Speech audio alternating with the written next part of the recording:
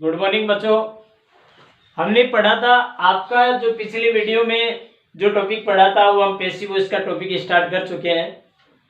और कल हमने पढ़ा था कि पैसिव वॉइस के क्वेश्चन किस टाइप से बोर्ड के एग्जाम में आएंगे और उसके एग्जाम्पल पढ़े थे, रूल्स आपने पढ़ लिए, कौन कौन से टेंस की पैसिव वॉइस बनेगी, ये चीज़ें कल के वीडियो में आप पढ़ चुके हैं। तो आज हम नेक्स्ट उसके आगे पढ़ेंगे। एक आपसे मैं बताना चाहूँगा कि आप जो भी टॉपिक देख रहे हैं, पढ़ रहे हैं, तो अपना जो यूट्यूब का वीडियो है उसको लाइक शेयर और सब्सक्राइब आप करते रहेगा। ओके, तो हम आज की वीडियो की बात करें तो आज की वीडियो में हम पढ़ेंगे, आज पहले अपन पढ़ेंगे आपका सबसे पहले सिंपल सेंटेंस लेके चलेंगे। अब पैसिव वॉइस के सिंपल सेंटेंस कैसे बनेंगे, आपके जो सिलेबस में सिंपल पढ़ेंगे, हम इंट्रोगेटिव पढ़ेंगे और इंपेरेटिव पढ़ेंगे, ये 3 टाइप के टॉपिक पढ़ेंगे। तो सिंपल में कौन कौन से क्वेश्चन बनेंगे, किस टाइप से आपको बनाना है, तो ये सारी चीजें समझनी है। कल वाले आपने कौन कौन से टेंस की पैसिव वॉइस बनेगी ये आपने सीख ली होगी, कल उसके रूल्स आपने याद कर लिए होंगे। तो देखो पहला जो सेंटेंस है उसकी बात करें, फर्स्ट सेंटेंस है कि रवि बाइज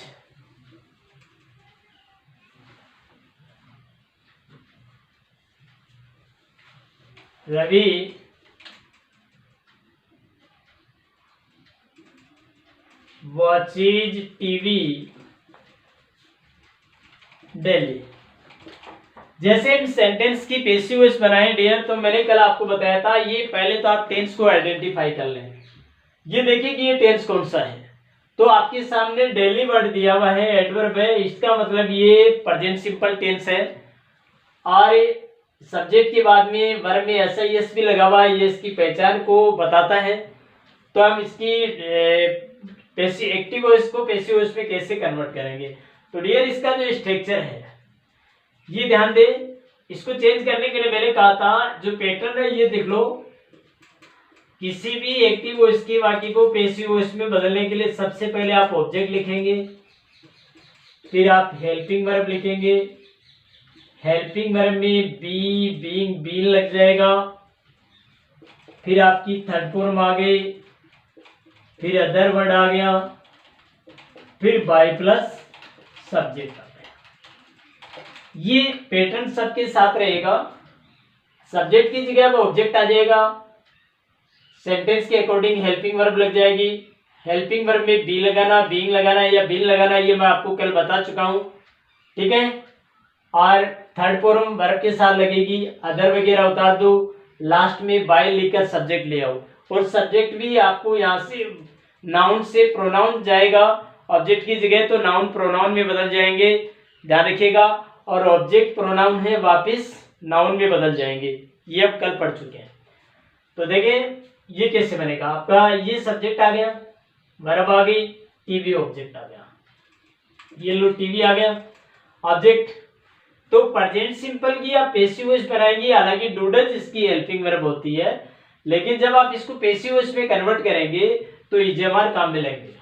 क्या लेंगे, इज लगा दिया टीवी के साथ, बी बीइंग बी नहीं लगेगा, वॉच का क्या हो गया, थर्ड फॉर्म बढ़ा दो वॉच्ड, ठीक है, डेली उतार दिया, बाय लगा दिया, इस रवि को उधर ले आओ, सब्जेक्ट को नाम चेंज नहीं हुआ, तो ये समझ में आ गया। तो TV is watch daily by Ravi, TV Ravi के द्वारा रोजाना देखा जाता है। हालांकि दोनों का अर्थ सेम है, Ravi watches TV daily, Ravi रोजाना टीवी देखता है, ये कह सकते हैं आप, या यू कैन से आप ऐसे भी कह सकते हो कि टीवी रवि के द्वारा रोजाना देखा जाता है। बात एक ही है, टेंस आपको परिवर्तित नहीं करना है और वर्ब की हमेशा थर्ड फॉर्म का यूज करेंगे।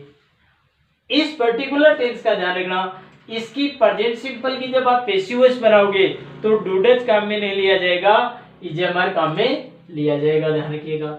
2 नंबर, जैसे ये कहा कि you lost your mobile, sorry, you lost a Samsung J7 mobile in the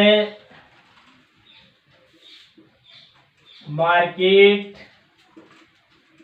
yesterday. क्या कह रहा है क्वेश्चन कि you lost A Samsung J7 mobile in the market yesterday.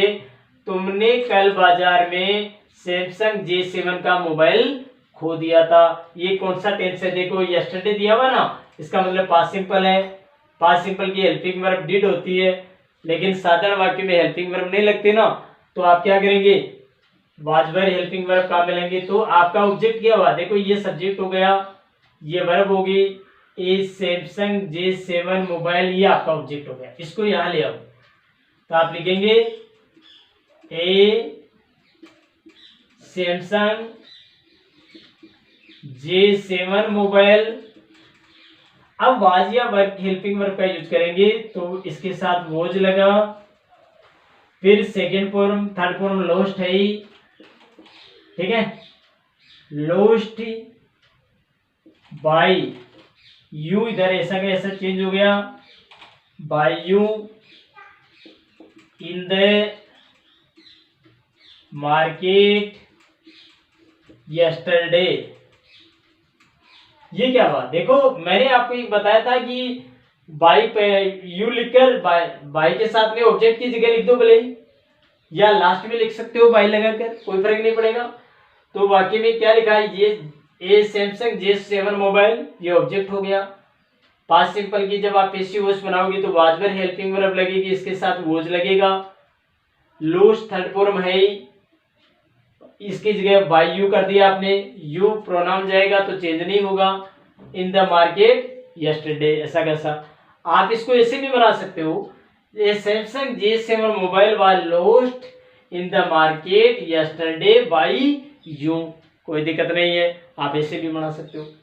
तो ये मैंने पर्टिकुलर दो सेंटेंस क्यों बताए हैं कि प्रेजेंट सिंपल और पास्ट सिंपल की जब आप पैसिव वॉइस बनाओगे तो उस टेंस की हेल्पिंग वर्ब काम में लेनी जाएगी।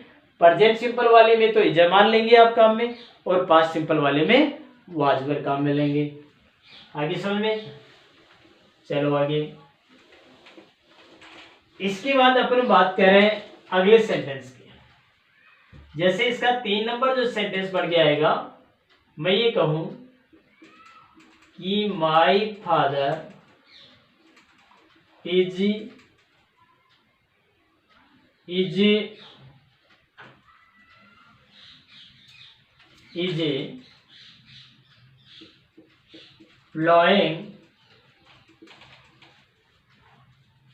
plowing the field today। ये कौन सा टेंस है?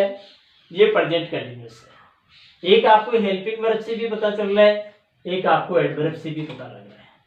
तो देखो इसका ऑब्जेक्ट ढूंढो, द फील्ड है ना, तो द फील्ड यहां ले आए, ये लो, ये द फील्ड आ गया।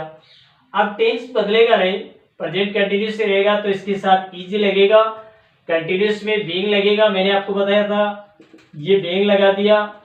प्लो की थर्ड फॉर्म होगी PLOUGHD, प्लॉट, ठीक है। टुडे लेकर बाय माय फादर आगे लिख सकते हो, या बाय माय फादर लेकर टुडे आगे लिख लो, बाय माय फादर टुडे, ये लो, समझ में आ गया। आपका ऑब्जेक्ट क्या हुआ? द फील्ड, टेंस नहीं बदला, जमर आ गया, बीइंग लगा दिया, थर्ड फॉर्म लगा दी, ऑब्जेक्ट बाय के साथ ले आए और टुडे लिख दिया। ओके, 4 नंबर सेंटेंस की बात करें, 4 नंबर पे आ जाऊं। जैसे ये कहा कि आई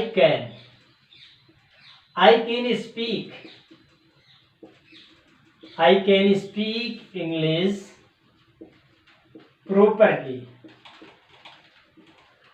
किसी ने कहा कि मैं अंग्रेजी अच्छी तरह से बोल सकता हूं, तो क्या कह रहे हैं? तो आपका ऑब्जेक्ट क्या हुआ? ये लो, इंग्लिश आ गया ना, इसको इंग्लिश को यहां ले आए।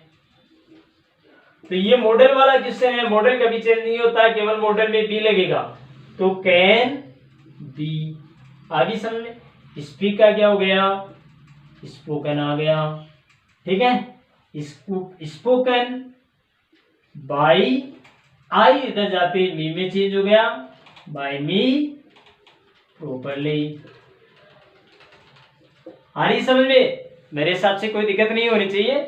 तो आप सबसे बड़ी बात ये है बच्चों, आपको ऑब्जेक्ट ढूंढना आना चाहिए। ऑब्जेक्ट आप ढूंढ लिया, उसके बाद में हेल्पिंग वर्ब का सही यूज करें, और हेल्पिंग वर्ब में बी लगेगा, बीइंग लगेगा, बीन लगेगा। इन चीजों का ध्यान रखना है। वर्ब की थर्ड फॉर्म बनानी है, बाय लगाकर सब्जेक्ट को यहाँ ले आओ, प्रोनाउन चेंज हो जाएगा, और अदर वगैरह सब उतार लो। मेरे हिसाब से कोई दिक्कत नहीं आनी चाहिए। ऐसे 5 नंबर में आ जाओ। Hitesh had won a prize in a competition। ठीक है, ये कहा कि Hitesh had won a prize in a competition। Hitesh ने एक प्रतियोगिता में एक पुरस्कार जीत लिया है। तो आपका ऑब्जेक्ट क्या हुआ? ऑब्जेक्ट ढूंढो। देखो ऑब्जेक्ट हमेशा क्या होता है, ये सब्जेक्ट हो गया, ये हेल्पिंग वर्ब होगी, ये वर्ब होगी, ये ऑब्जेक्ट हो गया। वर्ब के बाद ऑब्जेक्ट होता है, तो आपने क्या किया, ए प्राइज, ये पास्ट परफेक्ट है, यही हेल्पिंग वर्ब रहेगी। हेड में बीन लग गया, वोन ऐसा कैसा, ठीक है, by Hitesh in a competition, ऐसा कैसा लिख लो, PITION, ये लो। आप इसको ऐसे भी लिख सकते हो, a prize had been won in a competition by Hitesh भी कर सकते हो, कोई दिक्कत नहीं है। तो तरीका देखो, दोनों का सेम ही है ना, कोई डिफरेंस नहीं आ रहा है। A Hitesh had won a prize in a competition, Hitesh एक प्रतियोगिता में पुरस्कार जीत चुका है। इसको आप देखो, a prize had been won by Hitesh in a competition, एक पुरस्कार हितेश के द्वारा प्रतियोगिता में जीत लिया गया है। कोई फर्क नहीं पड़ रहा है, सेम वही आ रहा है, एडजेक्टिव आ रहा है, सेंस में कोई डिफरेंस नहीं आएगा बच्चों, ये रहेगा। सिर्फ इस टाइप से आपको ऑब्जेक्ट ढूंढना सीख लीजिए आप। ये आपका हो गया 5 नंबर का सेंटेंस। अब देखो आगे बात करें, अगला जो सेंटेंस है, कोई भी सेंटेंस लीजिए आप 6 नंबर में। रीना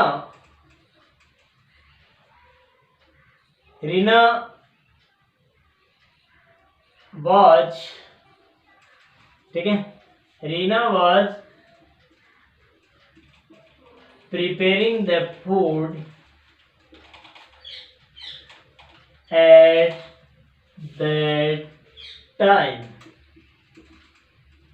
ठीक है, रीना उस समय भोजन पका रही होगी। रीना उस समय भोजन, बच्चों हम बात कर रहे हैं कि Reena was preparing the food at that time, उस समय रीना खाना पका रही थी। तो कौन सा टेंस हुआ, ये पास्ट कंटिन्यूअस हुआ है। चलो ढूंढो, ऑब्जेक्ट क्या है, subject, helping verb, verb, object. ये लो द फूड क्या आ गया, ऑब्जेक्ट आ गया द फूड। आगे समझे। अब क्या है, द फूड के बाद में टेंस हो ही रहेगा, द फूड के साथ वॉज आ गया, ठीक है, वॉज में बीइंग लगेगा, the food was being prepare का प्रिपेयर्ड एट दैट टाइम, ऐसे लिख लो पूरा complete, at that time by Reena. आगे समझे। मेरे हिसाब से कोई दिक्कत नहीं आनी चाहिए। ओके, ये आपके सिंपल में सिर्फ पर्टिकुलर प्रेजेंट और पास्ट सिंपल के 2 टेंसों का ध्यान रखना है। अब ध्यान दें, अगला देखो सिंपल में ही पढ़ेंगे। सिंपल में क्या है डियर, मैं आपको बता दूं कि एक गोइंग प्लस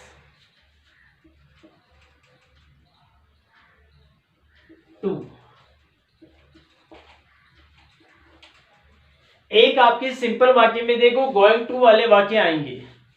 उन गोइंग टू वाले वाक्यों का खास ध्यान रखना है आपको। कैसे गोइंग टू वाले वाक्य का कैसे ध्यान रखेंगे, जैसे फॉर एग्जांपल मैं एक वाक्य लूं, जैसे ये कह दिया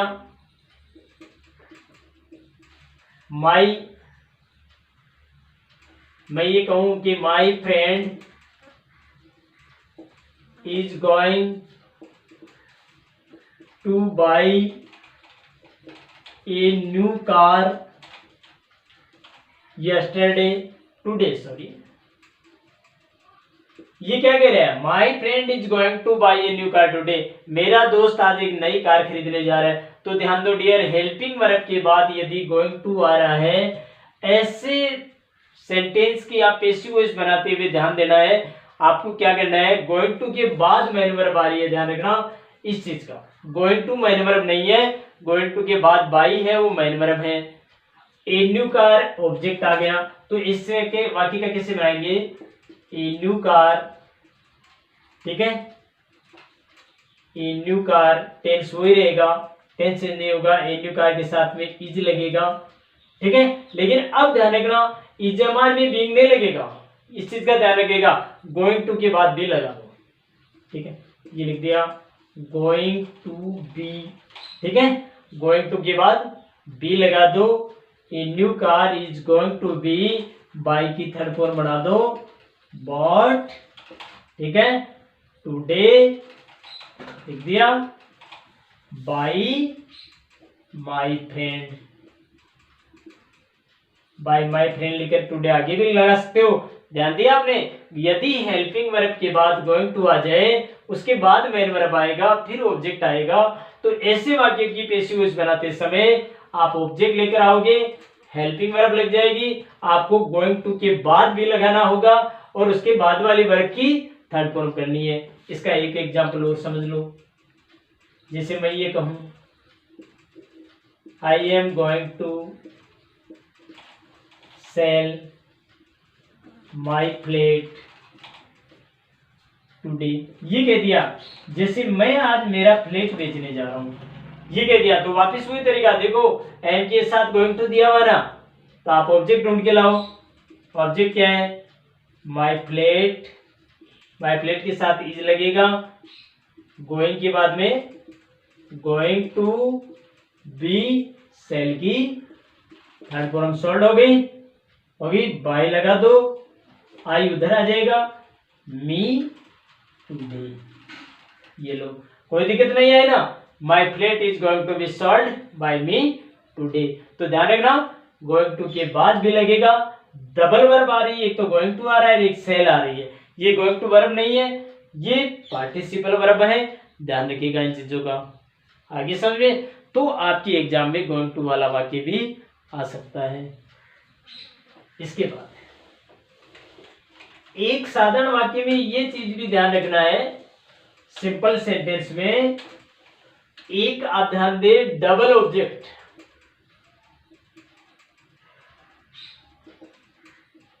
देखो आपने अब तक आपने सिंगल ऑब्जेक्ट वाले वाक्य पढ़े, ऐसे वाक्य पढ़े हैं जिसमें एक ही ऑब्जेक्ट आ रहा था, लेकिन अब आपको मैं वो वाक्य बता रहा हूं जिसमें डबल ऑब्जेक्ट भी आते हैं, उनकी इंग्लिश कैसे बनाएंगे, लेकिन आपको एग्जाम में एक ही तरीका काम में लेना है, ध्यान देना। देखिए जैसे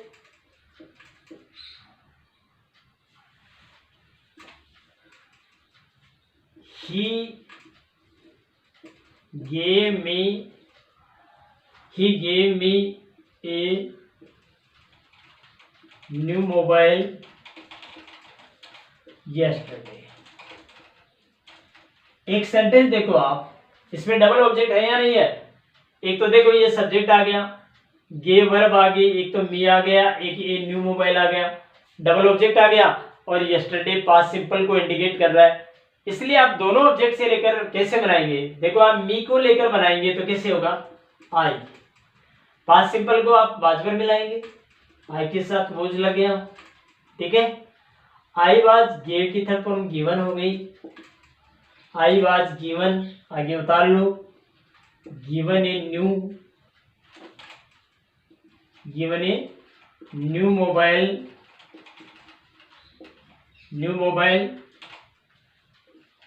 बाय हिम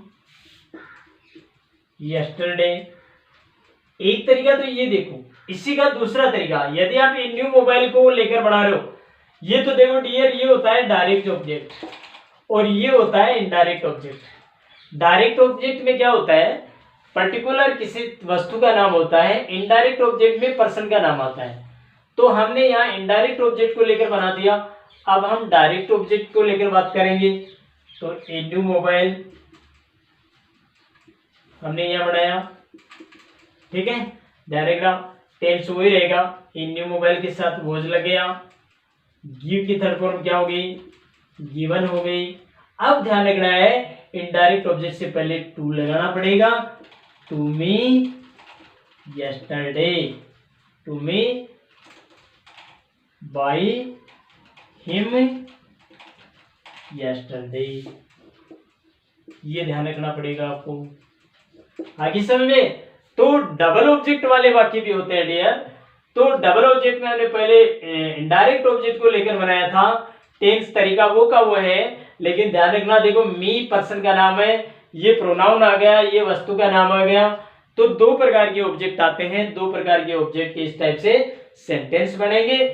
एक सेंटेंस और बता देता हूं आपको, इसके बाद में ये आपका सिंपल क्लियर हो जाएगा। एक सेंटेंस और लेते हैं। कमल टीचेज अस इंग्लिश। जैसे एक वाक्य देखिए कि कमल टीचेज अस इंग्लिश, ध्यान दो। तो एक डेली, कमल हमें रोजाना अंग्रेजी पढ़ाता है, ध्यान दो। एक तो अस प्रोनाउन आ गया, एक इंग्लिश आ गया, ये डायरेक्ट ऑब्जेक्ट आ गया, ये इनडायरेक्ट ऑब्जेक्ट आ गया। आगे समझे। यदि आप इनडायरेक्ट ऑब्जेक्ट को लेकर बनाएंगे तो आप क्या करेंगे, वी आ गया जैसे यहाँ पर। आगे समझ में बात करेंगे, जैसे वी आ गया, अस इधर आती वी में हो गया ना, ये टीचर प्रेजेंट सिंपल है, इसलिए वी के साथ इजमार में आर आ गया, वी आर। आगे समझे। टीच की थर्ड फॉर्म क्या हो गई, वी आर, थर्ड फॉर्म होगी taught, we are taught English, ठीक है, बाई कमल डेली, तरीका वो का वो। ऐसे यदि आप डायरेक्ट ऑब्जेक्ट इंग्लिश को लेकर बनाएंगे तो आप यहां आ गया, इंग्लिश आ गया, ठीक है, वो तरीका इंग्लिश के साथ इज लगेगा। टीच की थर्ड फॉर्म क्या हो गई, टॉट हो गई। अब आपको इनडायरेक्ट ऑब्जेक्ट से पहले टू लगाना पड़ेगा। To us by Kamal daily. आगे समझे। तो अब आपको डायरेक्ट ऑब्जेक्ट वाले वाक्य समझ में आ गए होंगे। आज आपके सिंपल सेंटेंस कंप्लीट हो गए। तो आप इनके रूल्स वगैरह ध्यान से पढ़ते रहेगा, सुनते रहेगा। कल हम नेक्स्ट वीडियो में इसके इंट्रोगेटिव सेंटेंस के हम क्वेश्चन बनाएंगे डियर। समझ में आ रहा होगा। आगे आप वीडियो को देखने के बाद में उसको लाइक, शेयर और सब्सक्राइब जरूर कर दें। Okay, thanks. कल नेक्स्ट वीडियो के साथ में आपस हम आपसे बात करेंगे।